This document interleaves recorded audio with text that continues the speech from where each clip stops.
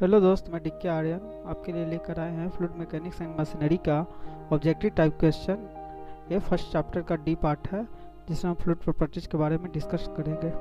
दिक्कत नहीं होगा। देखिए, consider the following statement which of the properties is attribute the flow object. अभी पढ़े फ्लो ऑब्जेक्ट में क्या सरफेस टेंशन की प्रॉपर्टी है, तो हमारा कौन सा आंसर आ जाएगा? सेकंड आ जाएगा, तो ओनली बी आंसर आ जाएगा। फिर देखते हैं, what is the pressure inside a soap bubble over the atmospheric pressure? its diameter is 2 centimeter and surface tension is 0.1 newton metre. तो क्या पूछ रहा है? सोप बबल है तो 1 सिग्मा बाई डी मारेंगे तो 8 इंटू 0.1 तो 0.8 आ जाएगा। तो 0.8 आ 8 इंटू 0.1 0.8 आ जाएगा, डिवाइडेड बाई 2 इंटू सेंटीमीटर है तो 2 सेंटीमीटर गुना करेंगे तो 0.01 आ जाएगा। यहाँ पर 0.01 मीटर आ जाएगा तो 2.4 यहाँ पर आ जाएगा, तो यहाँ 0.4 से कट जाएगा तो 0.4 गुने 100 चल जाएगा, यानी कि 40 आंसर आ जाएगा, यानी कि 40 ऐसा यूनिट में आ जाएगा, न्यूटन पर मीटर स्क्वायर। सी आंसर आ जाएगा। चलते देखते हैं question. A capillary tube is inserted in mercury in an open container. ठीक है, the mercury level inside the tube shall rise. नहीं, मरकरी लेवल होता है जो रहता है डिप्रेस करता है, राइज नहीं करता, फॉल करता है। Above the level of the mercury, गलत स्टेटमेंट है। The cohesive force between the molecules of the mercury is greater than the adhesive force between। ये सही बात है, क्योंकि कोहेसिव फोर्स यानी कि जो होता है उसी कारण तो डिप्रेशन होता है इसका, यानी कि फॉल होता है। एक्चुअली यदि आपके पास कोई ट्यूब है, आपका प्लेट ट्यूब है, वाटर में डालिएगा तो ये राइज करेगा और ये फॉल करेगा। और जो हाइट रहेगा, जो हाइट का फॉर्मूला है, यहाँ से लेकर यहाँ तक का हाइट, या देखिए कि यहाँ से लेकर यहाँ तक का हाइट, देखिए यहाँ ये डिप्रेशन के लिए है, ये राइज के लिए है। तो rise means adhesion greater than cohesion हो जाएगा, मतलब कि फॉल कर रहा है तो कोहेशन ज़्यादा हो जाएगा, क्योंकि इसी में फोर्स ज़्यादा रहेगा, अपने आप में फोर्स ज़्यादा रहेगा। चलते तो डाट के 4 sigma cos theta by rho g d होता है।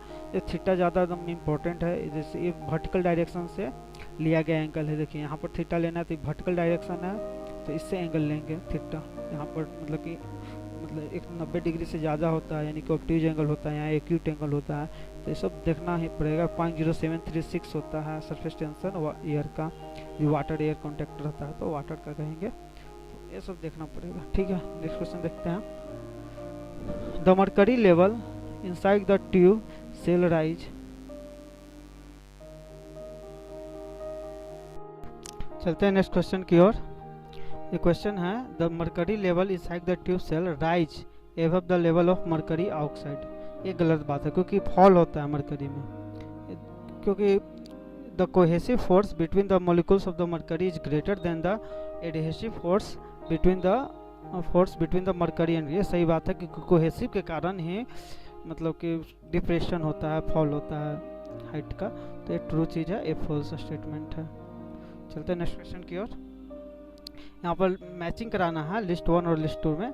जो लिस्ट 1 में देखिए लुब्रिकेशन, जो लुब्रिकेशन है वो किससे संबंधित है? विस्कोसिटी से संबंधित है। लुब्रिकेशन विस्कोसिटी से, यानी कि ये का तीसरा होने वाला है। तो rise of shape in trees, वो मतलब कि प्लेरिटी से संबंधित है, तो बी का पहला होने वाला है, तो यानी कि पहला, तीसरा ये है। फॉर्मेशन ऑफ द ड्रॉपलेट्स, जो ड्रॉपलेट्स का फॉर्मेशन होता है वो सरफेस टेंशन के कारण होता है। कैविटेशन जो होता है वेपर प्रेशर के कारण होता है, यानी कि डी आंसर सही है। Actually rise of the shape in tree होता है कि इसका मतलब है कि वाटर जो ट्री है आपके पास है, तो वाटर कैसे कैसे जाता है ऊपर की ओर, राइज करता है वाटर का इन ट्री में, एक कैपिलरी एक्शन के कारण होता है। यहाँ वाटर है, इसका रुक्स है, तो आप लोग ध्यान रखिएगा, इसका आंसर डी होगा। चलते हैं नेक्स्ट क्वेश्चन की ओर। A narrow glass tube when immersed into a mercury cause the capillary depression and when immersed into the water cause capillary rise। True statement ये जो है, एक स्टेटमेंट क्या ट्रू है।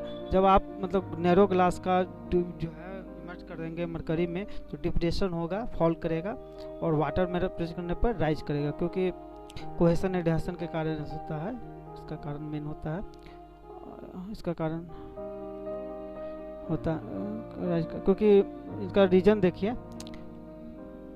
देखिए mercury in denser then water. ये भी सही चीज़ है, लेकिन दोनों स्टेटमेंट इंडिपेंडेंटली है। द कैपिलरी राइज या depression in the small diameter tube, जो कैपिलरी राइज होता है डिप्रेशन होता है स्मॉल डायमीटर, जो कि एच जो राइज या डिप्रेशन होता है ये होता है 4 sigma cos theta divided by rho g d होता है। डिवाइडेड बाय क्या होता है, रो जी और डी होता है। ठीक है, यहाँ देखिए डायरेक्टली प्रोपोर्शनल टू स्पेसिफिक है, गलत बात है। इनडायरेक्टली प्रोपोर्शनल टू स्पेसिफिक, रो जी को स्पेसिफिक वेट करते हैं, तो यानी कि ये गलत स्टेटमेंट है। Inversely proportional to surface area, surface area का कोई बातें नहीं हुआ थी, इंडिपेंडेंट है सरफेस एरिया से। Inversely proportional to the diameter, यानी कि इन्वर्सली प्रोपोर्शनल टू डायमीटर है, ये सही बात है, ये सही बात है। Directly proportional to the surface area भी गलत बात है, तो यानी कि आंसर क्या हो जाएगा, सी हमारा सही आंसर हो जाएगा। चलते नेक्स्ट क्वेश्चन की ओर।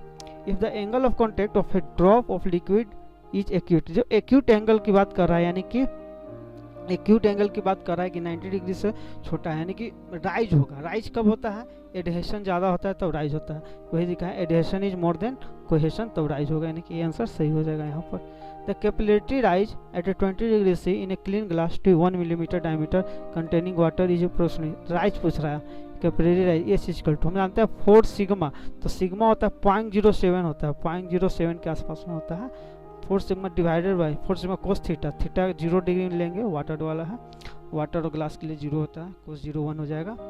रो जी डी, तो रो जी तो 1 था, रो कितना होता है 1 होता है, ऐसे जी फिर 10 हो जाएगा, और फिर मतलब कि आपका डी तो 10 टू द पावर -3 हो जाएगा, फिर तो ये कट जाएगा आपका, तो 7 को 28 और 10 यानी कि मिलीमीटर में जाइएगा तो 1000 से फिर मल्टीप्लिकेशन होगा आपका, यहाँ 10 से 10 एगो यहाँ कमेगा, 1000 से मल्टीप्लिकेशन होगा, यानी कि 7 को 28 के आसपास होने वाला है, 28 मिलीमीटर यानी कि 30 मिलीमीटर आंसर होगा, 0.7 से ज़्यादा ही होता है। नेक्स्ट क्वेश्चन देखते हैं। A vertical clean glass tube uniform bore is used to viscometer to measure the pressure liquid at a point.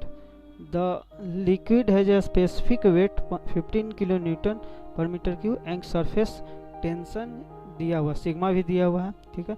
contact with air, if the liquid angle is contact with the glass is 0 यानी कि theta equal to 0 है, the capillary rise of the tube is not exceed यानी कि s less than करा कि 2 millimetre है, what is the required diameter यानी कि डायमीटर आपको पता करना। हम लोग जानते हैं कि h equal to 4 cos theta 4 sigma cos theta by rho g d होता है, w means rho g d होता है, तो यहाँ डायमीटर निकालना है, तो एच 2 मीटर से ज़्यादा नहीं होना चाहिए, तो एस 2 मीटर से ज़्यादा नहीं होना चाहिए, तो मतलब कि तो डी कितना होगा, तो डी यहाँ से डी देखिए हो जाएगा 4 sigma cos theta divided by h, rho g h हो जाएगा, तो यहाँ कोस थीटा इक्वल टू 0 पढ़ेंगे तो 1 हो जाएगा।